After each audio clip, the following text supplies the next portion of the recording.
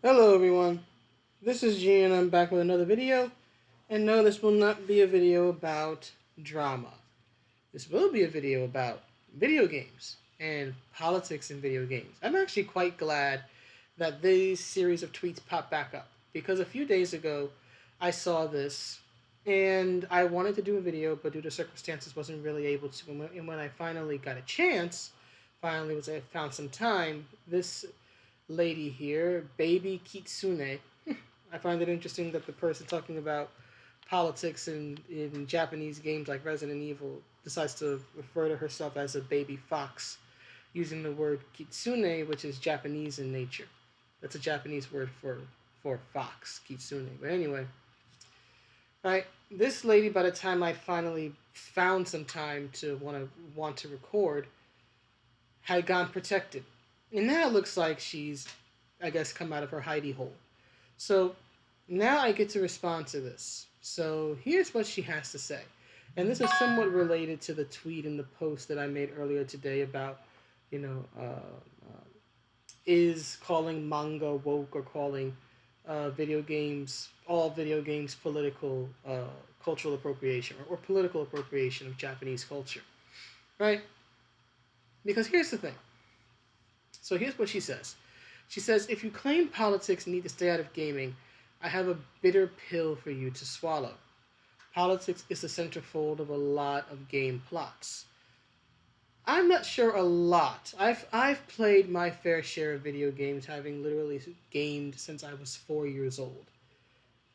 Right, there are a lot of video games that didn't have a major plot, especially in the early days. I would love to know the politics of the original Super Mario Brothers, or games like Golden Axe, or Shinobi, or Battletoads, or things of that nature, Lethal Enforcers. I didn't really see many politics in that as a kid or as an adult. So I questioned that. But then she says Resident Evil, corrupt government. Last of Us, political. Call of Duty, political. God of War, political. Elder Scrolls, political.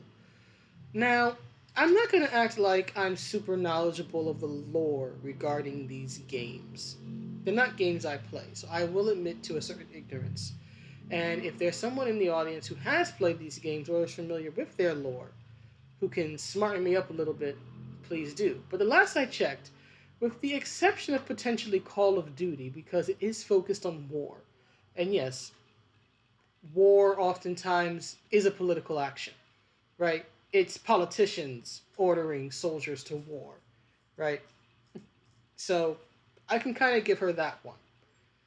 But with the rest of them, where is the politics? Resident Evil featuring a corrupt government. I thought the Umbrella Corporation was a business, a corporation. But anyway, Resident Evil featuring a corrupt government doesn't automatically mean it's political. Plenty of stories feature a corrupt government. A feature of, in a sense, real life does not automatically make a work political, or even a work about government corruption or political corruption. It's just a standard trope in storytelling, right? Because a corrupt government is a very good, relatable, understandable antagonist. Most folks don't like the government, no matter where they come from, no matter what type of government it is. So, I don't, at least to my knowledge of Resident Evil, I don't know where the corrupt government comes in or where the theme or politics of corrupt government really have a major factor in the story. The Last of Us, again, where is that political? I don't know of any politics in that, right? Except for maybe culture war politics due to the outcry over what's her name, Abby in the second game murdering Joel. But that was because people didn't like the fact that she brutally murdered Joel, and then the game, at least to my knowledge, my understanding, tries to make you sympathize with her. So I don't know about that. Call of Duty, again, she may have a point there, given that it's about war. God of War, political. Again, don't know, never heard of any political discourse around God of War. Elder Scrolls, political. Again, never heard any political discourse around that. And then the second tweet says, Elder Scrolls features racism and racists fighting for equality. Let's get something straight. There's a difference between a political theme and a social theme. Now, social themes often become political themes, or they get intertwined with political themes, because just like in real life, social issues often become political issues when politicians try to provide an answer. Racism, in and of itself, is not a political thing. Racism happens in every society. Every society, every style of government, regardless of how liberal or conservative or anything else that government is, right? Racism has always existed. It's a social ill. Now, I'll give you that governments and politics can either stoke those fires, right? Employ, for example, racist policies meant to disenfranchise certain groups of people. There's a lot of history, especially modern history, going back, 30s, 40s, right? Doing that, where, whole groups of people get marked for death, I'll give you that. So in that way, you could argue racism is political, but again, that's because of a political edict. That's because of the government turning on a certain group of people. That's not because racism itself is a political thing, right? And so on and so forth. For example, because again, I'm not familiar with the Elder Scrolls, but take, for example, Red Dead Redemption 2, right? Red Dead Redemption 2, I think, of Rockstar's games, at least from a narrative perspective, is one of the most heartbreakingly beautiful narratives I've ever come across. I sincerely enjoy it as a story, right?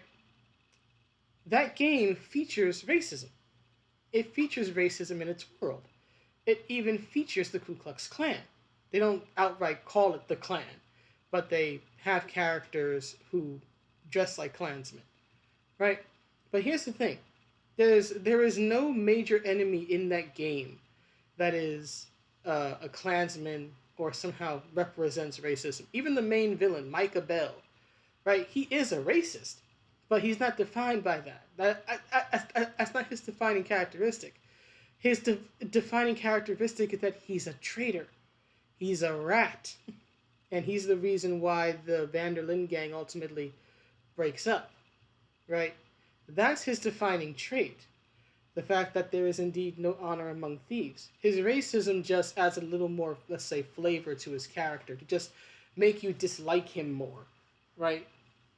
That doesn't mean that the main theme of the character um, is racism. It's not like you're playing as some sort of lawman who's hunting down former slave owners or anything, right? That's not Arthur's role in the game. He's an outlaw trying to repent and try to do a little bit of good and try to hold his gang together at the end of his life once his own actions get him sick, right?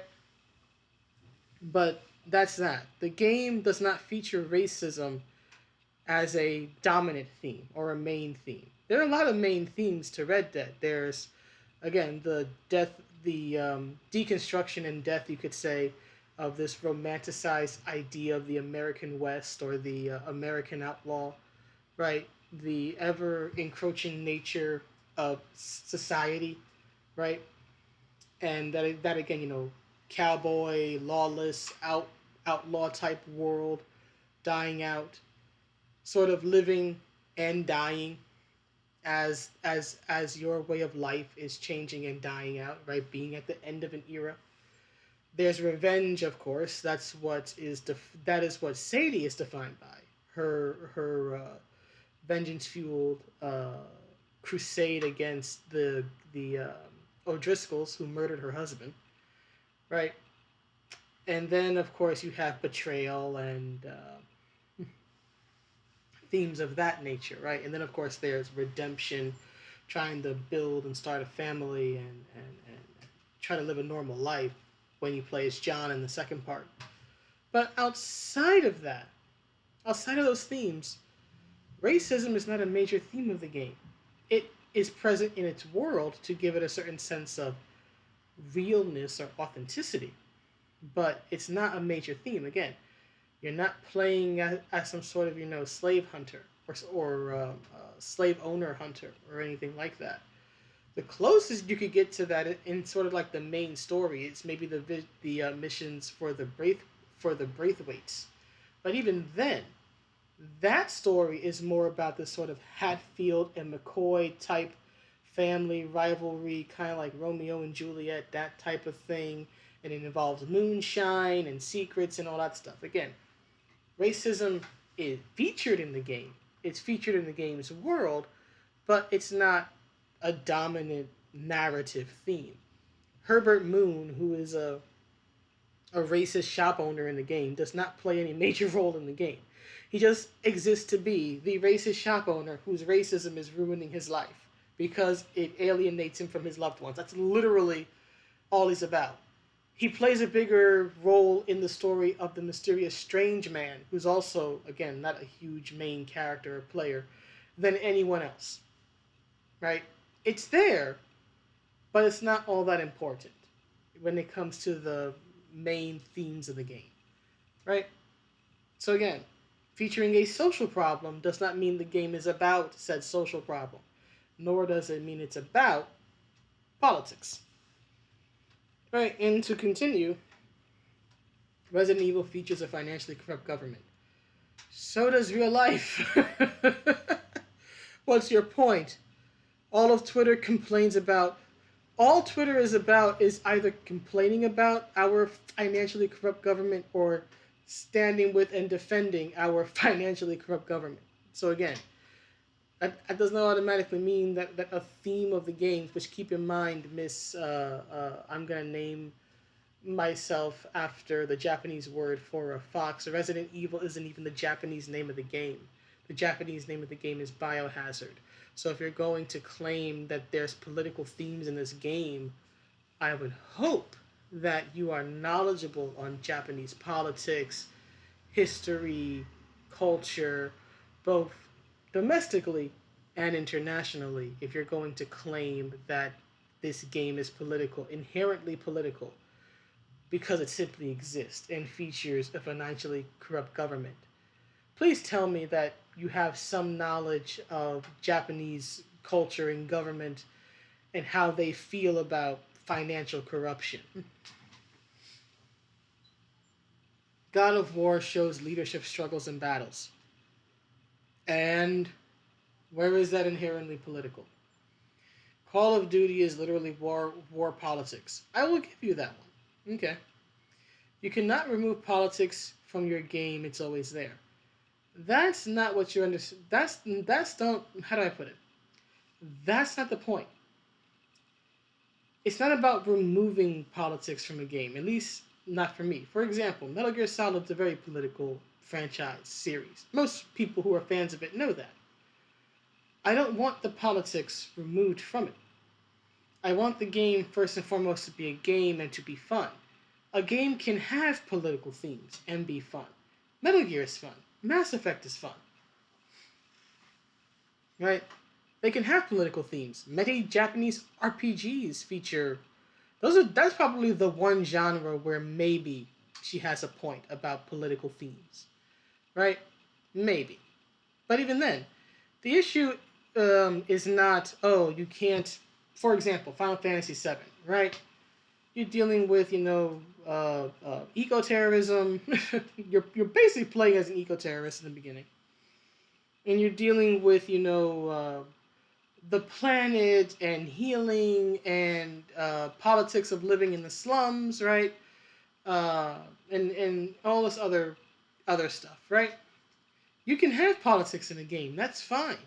You can have political themes or covered, but the game should still be fun, right? It should still be a game. It should still be fun. And if it's going to have some sort of political bent or viewpoint or discourse, it should be. It should have a story. You will move people much more with a story than you will a lecture. That's the problem. There's exploring a political theme and showing the pros and cons of that theme, right? And then there's saying my politics are the right politics, and if you don't agree with them, then you're wrong and you're evil. There's ham-fisted politics, and then there's telling a story that happens to have a political bent or political theme to it, right? I know that you cannot remove the politics because by the time the game is released, it's a finished product. The player, right? The player can't do anything about what's in the game ultimately, but the player can speak on their experiences. They can give reviews. They can say, I felt this part was good, I felt the gameplay was okay, I thought the cinematics were alright, but the story is incredibly heavy handed. They can say that. They have a right to say that if that's how they feel. They can respond to the work itself and critique the work itself. So you can't remove it, but you can certainly talk about it. And then, this is the part I love. This is the funny part.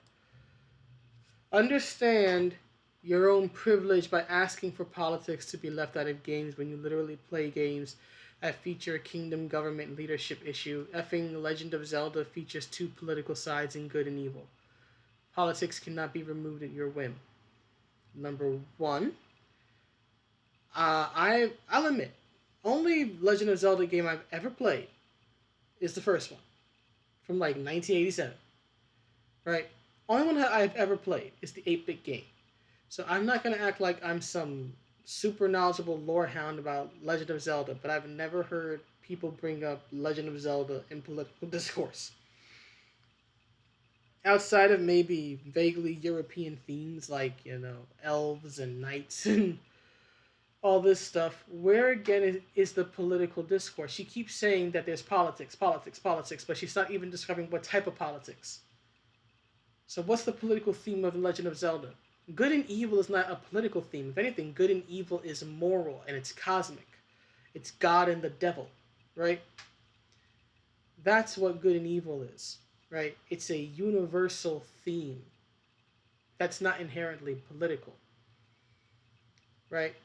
So there's that. And again, kingdom government. Just because a game features a king and a queen and a princess, or the princess gets kidnapped, doesn't mean that the game is political in nature. Mortal Kombat features kings and queens and princesses and U.S. military personnel and thugs and monsters and elder gods and Shaolin monks who somehow have hair on their head. It features all different types of characters. It features a freaking actor. It features a Jean-Claude Van Damme ripoff.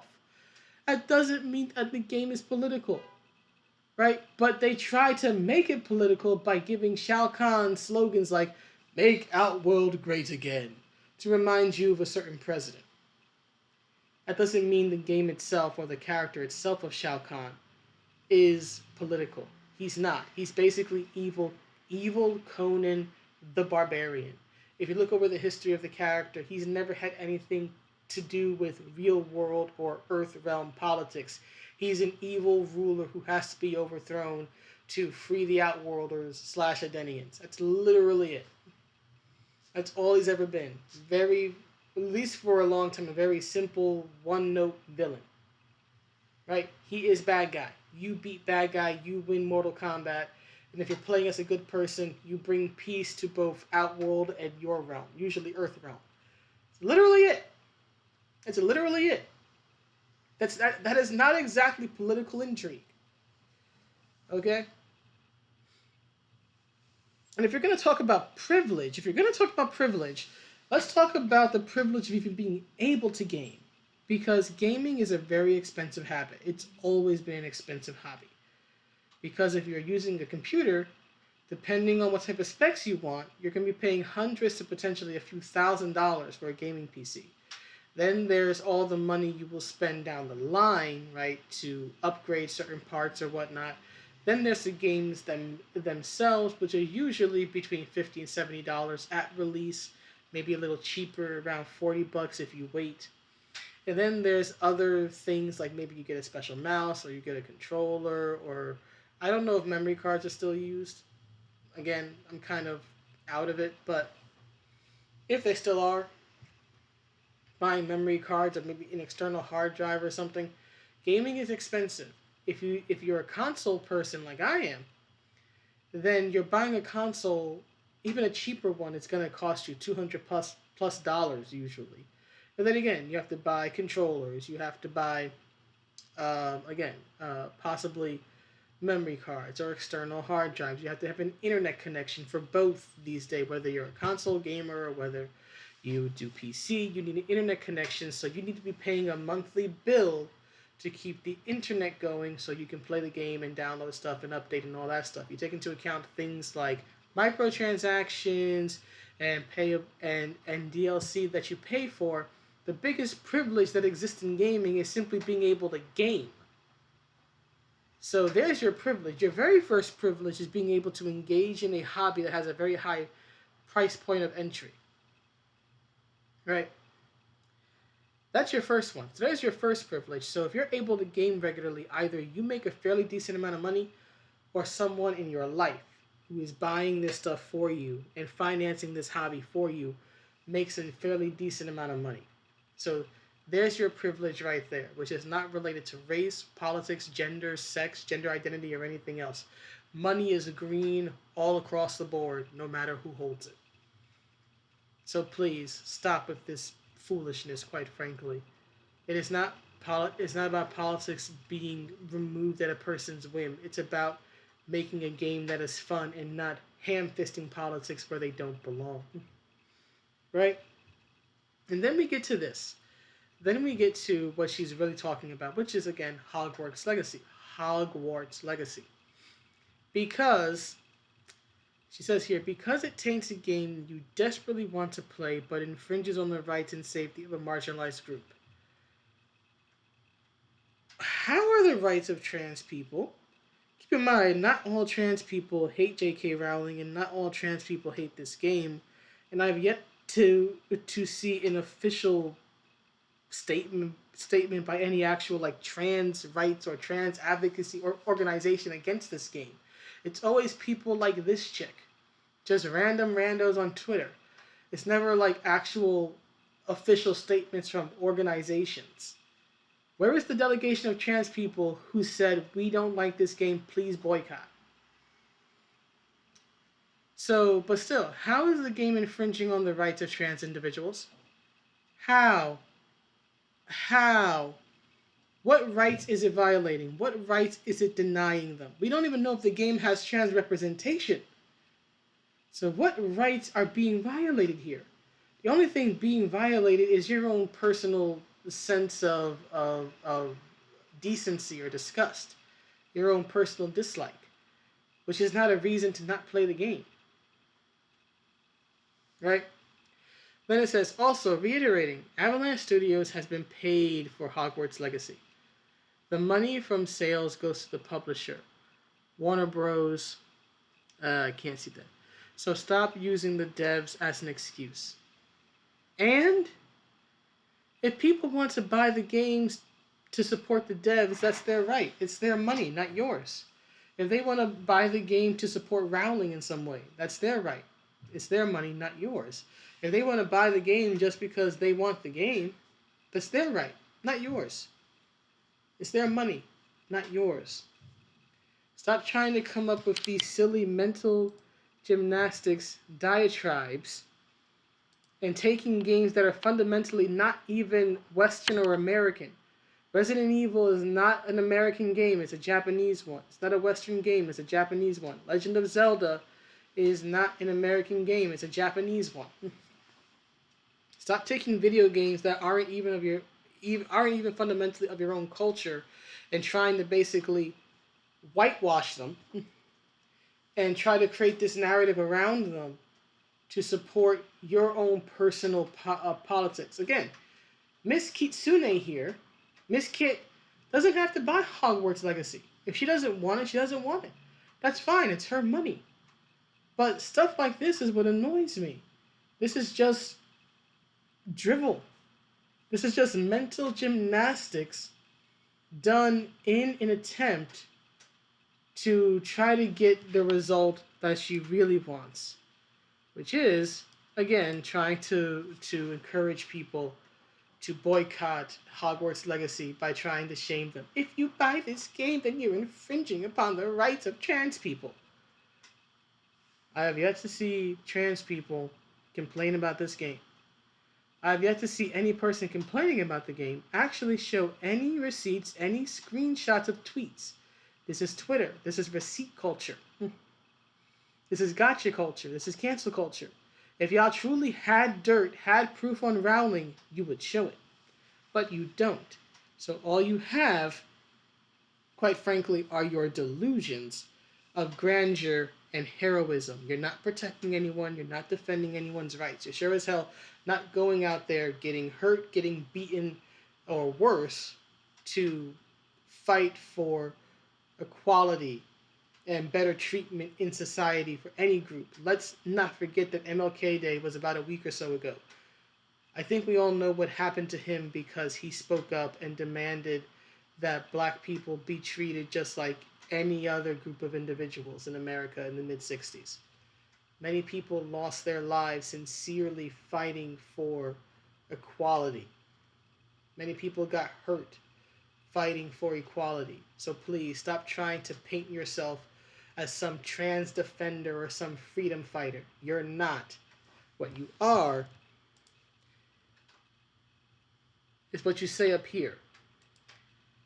Hitless, deathless, challenge runner, gaming vixen, Bruce Campbell, thirst poster, Resident Evil, it's called Biohazard, Miss Japan, ambassador, game dev, Twitch streamer.